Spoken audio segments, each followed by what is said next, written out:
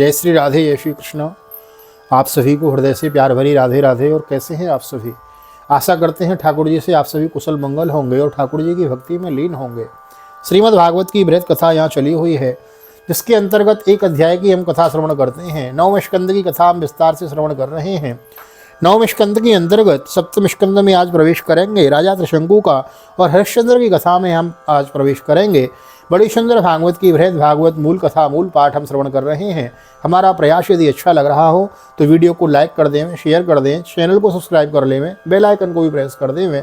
और यदि यह वीडियो आप फेसबुक के माध्यम से देख रहे हैं तो हमारे पेज को भी फॉलो कर लें। आइए देर न करते हुए ले चलता हूँ आज की पावन कथा प्रसंग में। सर्वप्रथम करेंगे गोविंद नाम संकीर्तन। श्री कृष्ण गोविंद हरे मुरारी, हे नाथ नारायण वासुदेव। श्री कृष्ण गोविंद हरे मुरारी, हे नाथ नारायण वासुदेव। हे नाथ नारायण वासुदेव, हे नाथ नारायण वासुदेव।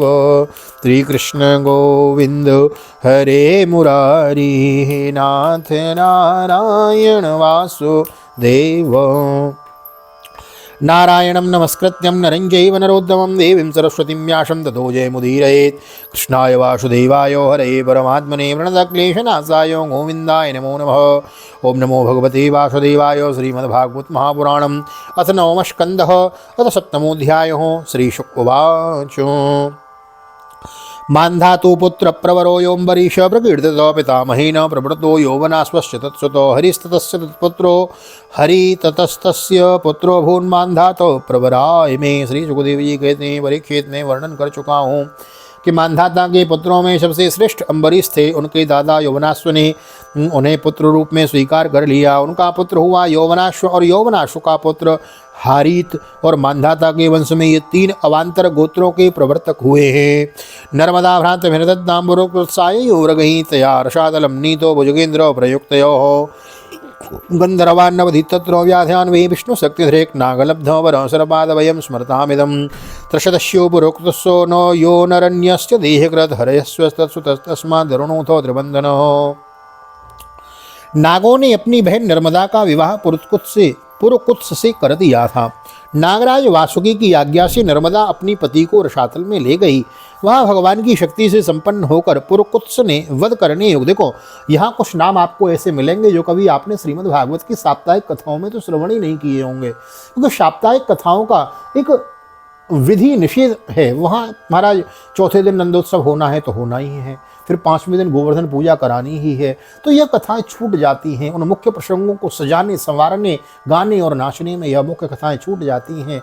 तो मुख्य धारा में लाने के लिए, भागवत की मुख्य धारा में स्वयं को डुबोने के लिए यह प्रयास चला हुआ है। यह नए नए नाम हमको श्रवण करने को मिल रहे हैं। तो मानो भागवत की बृहद कथा हम श्रवण कर रहे हैं। तो महाराज वहाँ भगवान की शक्ति से संपन्न होकर पुरुकुत्स ने वध करने योग्य गंधर्वों को मार डाला। इस पर नागराज ने प्रसन्न होकर पुरुकुत्स को वर दिया कि जो इस प्रसंग का स्मरण करेगा वह सर्पों से निर्भय हो जाएगा। त्रषदस्यो पुरुकुत्सो यो नारणस्य देहकृत हरियस्वस्तस्मादरुणोतो त्रिबंधनः तस्य सत्यव्रत पुत्र त्रिशंकुरिति विश्रुत प्राप्त चांडालतां सापाद गुरो कौशिक तेजसो सशरीरो गतः स्वर्गम अधियापि दिव दृश्यते पादितो वाक्सिरादेवेस्तैनेव स्तंभितो बलात्। राजा पुरुकुत्स का पुत्र दृश्यदस्यु था। उसके पुत्र हुए अनरण्य, अनरण्य के हरियाश्व, उसके अरुण और अरुण के त्रिबंधन हुए। त्रिबंधन के पुत्र सत्यव्रत हुए। यही सत्यव्रत त्रिशंकु के नाम से विख्यात हुए। यद्यपि त्रिशंकु अपने पिता और गुरु के शाप से चांडाल हो गए थे, परंतु विश्वामित्र जी के प्रभाव से वे सशरीर स्वर्ग में चले गए। देवताओं ने वहां से ढकेल दिया और वे नीचे को सिर किए हुए गिर पड़े, परंतु विश्वामित्र जी ने अपने तपोबल से उन्हें आकाश में ही स्थिर कर दिया। वे अब भी आकाश में लटके हुए दिखते हैं। त्रैन्सङ्कवो हरिश्चन्द्रो विश्वामित्रो वसिष्ठयो यन्निमित्तमभूद्युद्धं पक्षिणोर्बहुव्यवार्षिकं सोनपद्यो विषण्णात्मा नरदस्योपदेशतो वरुणं चरणं ज्ञातो पुत्रो मे जायतां प्रभो यदि वीरो महाराजो तेनैव त्वं यजेति तथेति वरुणेनास्य पुत्रो जातस्तुरोहितो जातासुतो यनेनाङ्गं मां यजस्वेति सोऽब्रवीत् यदा पशुर्निर्देशः स्यात् दत्तमेद्यो भवेदिति। त्रिशंगों के पुत्र थे हरिश्चंद्र, उनके लिए विश्वामित्र और वशिष्ठ एक दूसरे को शाप देकर पक्षी हो गए और बहुत वर्षों तक लड़ते रहे। हरिश्चंद्र के कोई संतान न थी, इससे वे बहुत उदास हो रहा करते थे। नारद के उपदेश से वे वरुण देवता की शरण में गए और उनसे प्रार्थना की कि प्रभु मुझे पुत्र प्राप्त हो। महाराज यदि मेरे वीर पुत्र होगा तो मैं उसी से आपका यजन करूँगा। वरुण ने कहा ठीक है। तब वरुण की कृपा से हरिश्चंद्र के रोहित नाम का पुत्र हुआ है। यह कथा श्रीमद् देवी भागवत में विस्तार से गाई गई है। वहाँ बड़ा महाराज मार्मिक और कारुणिक प्रसंग गाया गया है। देवी भागवत की कथा भी आपको हमारे चैनल पर मिलेगी। यदि कथा विस्तार से श्रवण करनी हो तो चले जाएं वीडियो के सेक्शन में और वहाँ जाके आप इस कथा को श्रवण कर सकते हैं। हमारा एक और चैनल है स्वयं मेरे ही नाम से राधे श्याम जी वशिष्ठ, तो वहाँ यह कथा आपको विस्तार से मिल जाएगी, वहाँ आप श्रवण कर सकते हैं। जाता शतो यनेनांगम याम यजस्वेति संब्रवीत यदा पशुर्निर्देशः स्यात् तमेद्यो भवेदिति निर्दशे च समागत्योजस्वेत्याह सोब्रवीन् दन्ता पशोर्यजन्यरे यजियायेरन्यथ मेद्यो भवेदिति। पुत्र होते ही वरुण ने आकर कहा हरिश्चंद्र तुम्हें पुत्र प्राप्त हो गया, अब इसके द्वारा मेरा यज्ञ करो। हरिश्चंद्र ने कहा जब आपका यह यज्ञ पशु रोहित 10 दिन से अधिक का हो जाएगा तब यज्ञ के योग्य होगा। 10 दिन बीतने पर वरुण ने आकर फिर कहा अब मेरा यज्ञ करो। हरिश्चंद्र ने कहा जब आपके यज्ञ पशु के मुंह में दांत निकल आएंगे तब वह यज्ञ के योग्य होगा। जातो दंता यस्वेति स प्रत्याहत संब्रवीत यदा पतन्त्य तस्य दंता यदा पतन्त्यस्य दंता अथ मेद्यो भवेदिति भजोर्नृपतिता दंता यस्वेद्या संब्रवीत यदा पशो पुनर्दंता जायन्ते त पशु शुचिः।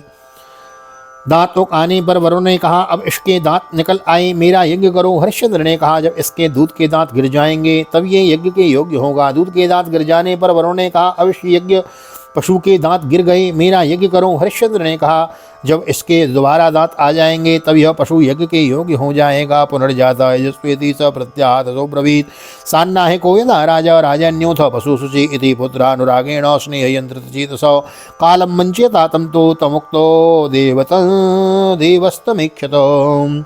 यज्ञ करो। हरिश्चंद्र ने कहा वरुण जी महाराज अब दांतों के फिर उगाने पर वरुण ने कहा मेरा यज्ञ करो। हरिश्चंद्र ने कहा वरुण जी महाराज क्षत्रिय पशु तब यज्ञ के योग्य होता है जब वह कवच धारण करने लगे। परीक्षित इस प्रकार राजा हरिश्चंद्र पुत्र के प्रेम से हीला हवाला करके समय टालते रहे। इसका कारण यह था कि पुत्र स्नेह की फांसी ने उनके हृदय को जकड़ लिया था।